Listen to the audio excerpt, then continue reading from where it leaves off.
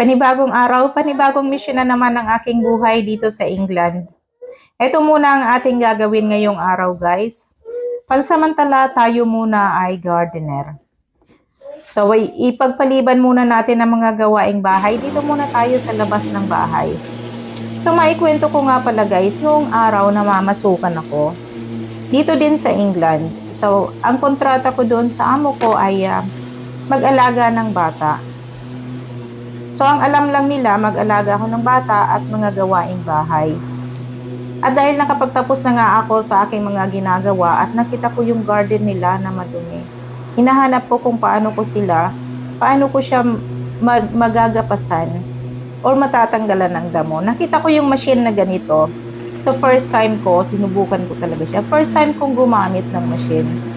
So, at laking tuwa naman ng amo kong lalaki pag uwi niya, sabi niya sa akin, sino ang naggapas ng damo natin sa likod? Sabi ko, ako. Sabi niya, oy, hindi kasama yan sa binabayaran namin sa trabaho mo. Pero gusto nila akong bigyan ng extra, pero hindi dahil sabi ko, wala naman akong alaga pag-araw at wala kayo dito.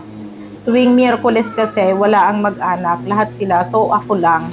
Kaya sabi ko, habang wala akong ginagawa, so ito na din yun, idamay ko na yung paggawa yung garden.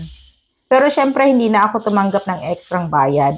At katulad din nito, may alaga din ako. Ayan, ito yung aking mga anak. At habang ako ay nagagapas, ay pinaglalaro din nila ako. Hindi talaga nila ako tinigilan na hindi rin mag-hula hoop. Kaya syempre, pinagbigyan ko na.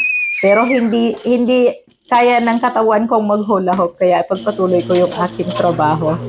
At dahil nga maganda yung araw, guys, sinamantala ko din na ganito, magputol tayo ng damo dito sa aming garden. Kahit na yung aming garden ay baku-bako kasi medyo mahaba na yung damo, so kailangan nating bawasan. At eto na nga, guys, after ng mahaba-habang paggugupit namin ng makina at natapos na din siya at syempre hindi pa rin natatapos ang paglalaro ng mga anak ko. Ayan, follow